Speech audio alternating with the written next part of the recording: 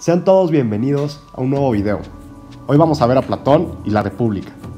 Antes de comenzar, es necesario tener en cuenta el contexto del autor para entenderlo realmente y no descontextualizar algunas de sus ideas o pensamientos que pueden ser controversiales.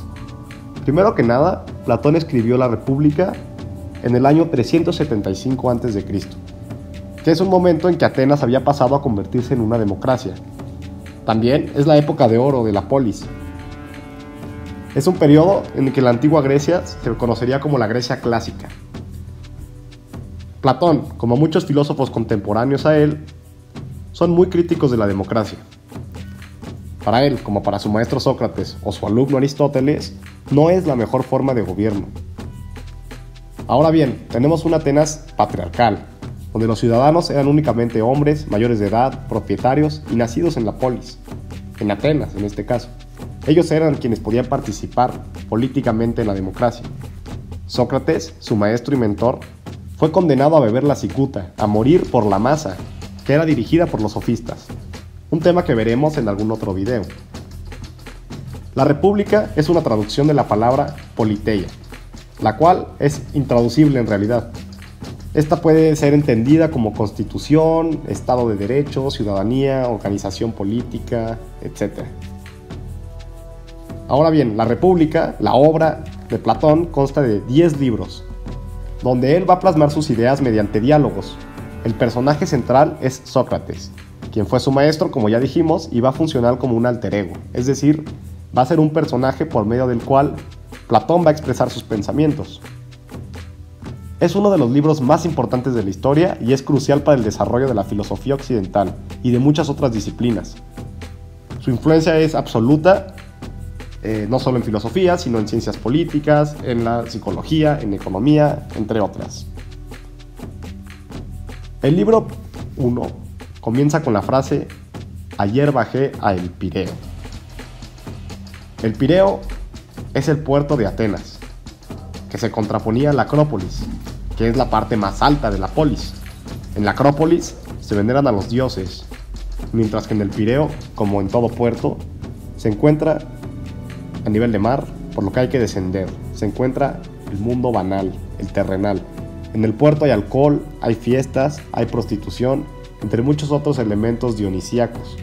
Por lo que esta frase es muy significativa, porque descender de lo sagrado, del mundo de las ideas, de lo intangible, de lo que no se puede tocar, al mundo sensorial, terrenal o tangible.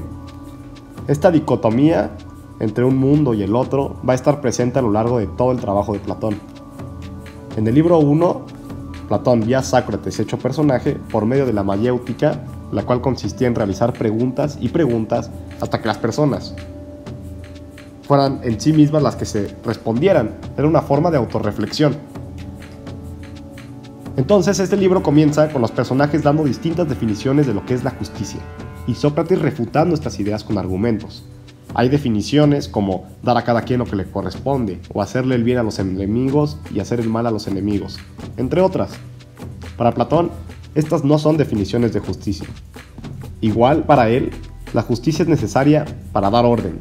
Pone el ejemplo de una banda de ladrones, quienes lógicamente actúan de manera injusta, pero requieren, de acuerdo con Platón, justicia para organizarse, ya que tienen que dividirse el trabajo y confiar el uno en el otro para no traicionarse. Asimismo, Platón va a continuar sin darnos una definición propia de lo que es la justicia, algo que más adelante sí dará. En el libro 2 vamos a hablar de cómo debe estar dividida la sociedad ideal, por lo que es el primer ejemplo de una utopía, un concepto que utilizaría muchos años después Tomás Moro y se popularizaría más adelante.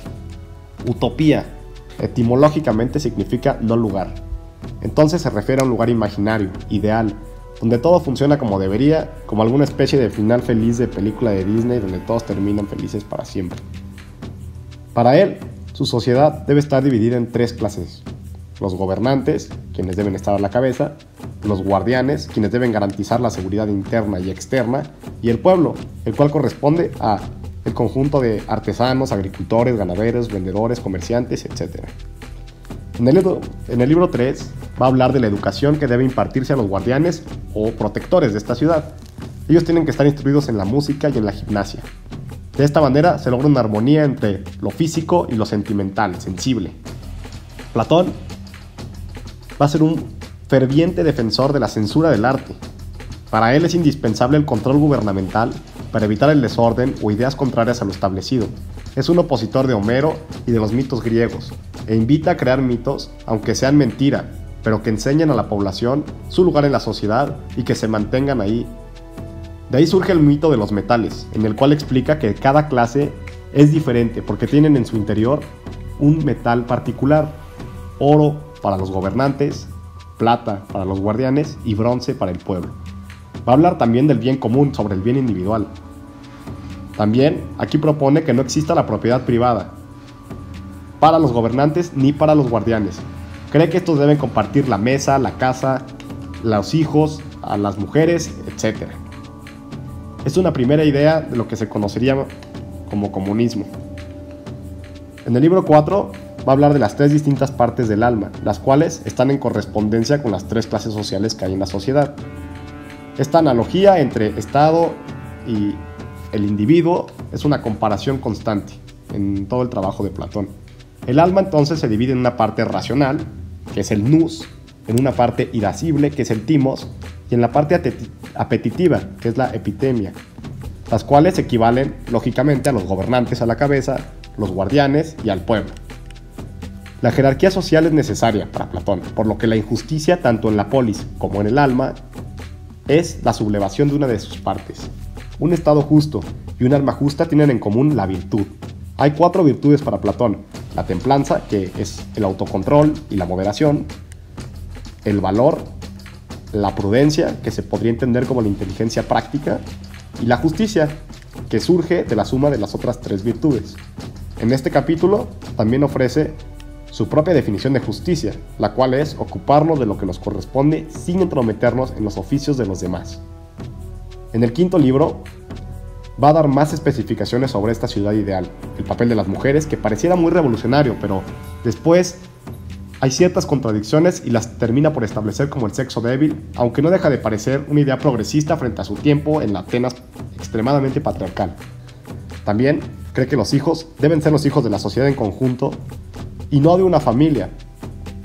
Y también ofrece algunos controles bastante autoritarios en favor de la eugenesia, que es la mejora racial.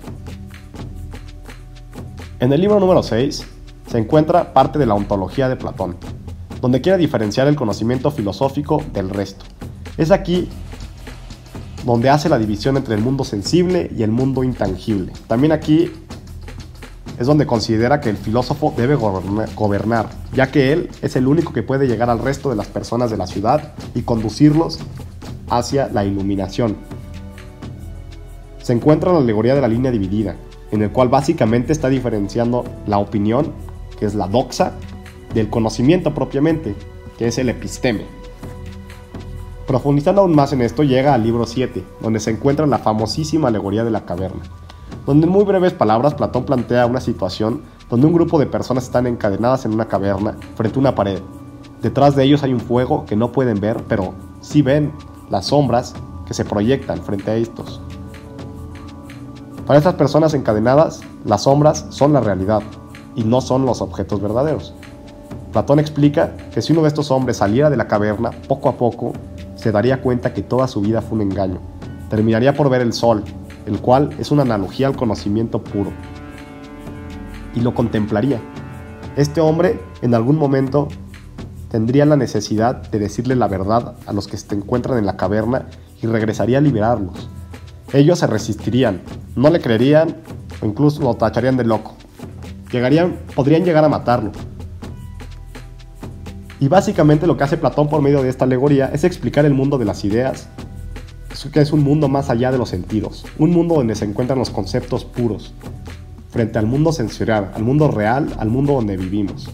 El filósofo es este personaje que está iluminado, es la luz frente a la oscuridad y tiene la obligación de dirigir a las personas hacia esa iluminación. Sin embargo, muy pocos son los que quieren aprender o están abiertos a escucharlo. En el libro 8 habla de las distintas formas de gobierno y cómo éstas van degradándose. Pone hasta arriba a la aristocracia, la cual significa el gobierno de los mejores, de los virtuosos. Para él, esta es la mejor forma de gobierno. Va seguido por la timocracia, la cual es una forma de gobierno donde se está impulsando por el honor y por las emociones, por el timos. Después, este degenera en una oligarquía, el cual está dirigida por unos pocos hombres quienes están impulsados por sus apetitos, en especial económicos. Posteriormente, esta degenera en una democracia y por último en una tiranía. Estos últimos tres formas de gobierno están dirigidas por los apetitos. En la democracia es donde los pobres se rebelan y se destruyen las jerarquías, ya que todos son iguales, pero no existe un orden y nadie sigue a nadie. No existe una armonía, entonces en realidad nadie está mandando. Y de aquí surge la idea de que una libertad excesiva produce una servidumbre excesiva. En el libro 9, Platón va a hablar del tirano, ya que para él, esta es la máxima representación de la injusticia, mientras que el hombre aristocrático sería la representación de la virtud y de la justicia. El hombre tiránico está gobernado por sus deseos, no tiene ley y su libertad es aparente, ya que en realidad es esclavo de sus vicios. Esta persona injusta siempre va a ser infeliz, porque nunca va a tener amigos de verdad, ni va a ser realmente libre, aun y cuando él lo crea. Para Platón, lo peor que puede haber es que una persona tiránica gobierne sobre otras, y en este estado todos lo van a odiar y van a desear matarlo. Y el hombre justo va a ser alguien que tiene armonía en el alma, por lo que es mucho más feliz que el tirano, y sería mejor que él gobernara sobre el resto.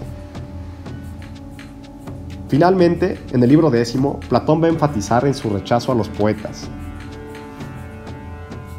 ya que para él estos representan a la realidad, pero no son la realidad, por lo que están mintiendo, y considera que ellos son los que corrompen a la polis, por lo que cree que lo mejor es desterrarlos. Concluye este libro con el mito de Er, en el cual básicamente se plantea por primera vez la división entre el cielo y el infierno, donde hay un juicio donde cada persona va a ser juzgada. Uno va a corresponder para las almas justas, mientras que el otro para las almas injustas. Y con esto concluye el libro de Platón. Si se puede notar, él habla de un antecedente del contractualismo, es decir, del contrato social. Esto es claramente un tema fundamental para la ciencia política. También habla de la división del trabajo, ya que está dividiendo a la sociedad en clases y en formas en las que pueden cooperar. Principio evidentemente básico de la economía, pero también su estudio de las almas y cómo cada una se puede ir corrompiendo, representadas en las distintas formas de gobierno, es una forma de analizar al individuo, ¿no? Entonces sería un antecedente de la psicología. Es aquí donde podemos observar la clara importancia que tiene Platón para todo el pensamiento occidental. Por último, me gustaría añadir que es una obra muy larga, por lo que evidentemente quedaron muchos aspectos sin explorar, pero sirve de una introducción. Sin embargo, en próximos videos podremos profundizar en cualquiera una de los mitos, o de las formas de gobierno, o las partes del alma, o bien algunos temas centrales como qué es el amor platónico, o qué es el demiurgo, un concepto muy importante también en la filosofía platónica, para qué sirven las leyes, etc. Entonces, no se pierdan los videos, porque seguiremos hablando de la filosofía y otros temas fundamentales para el pensamiento actual.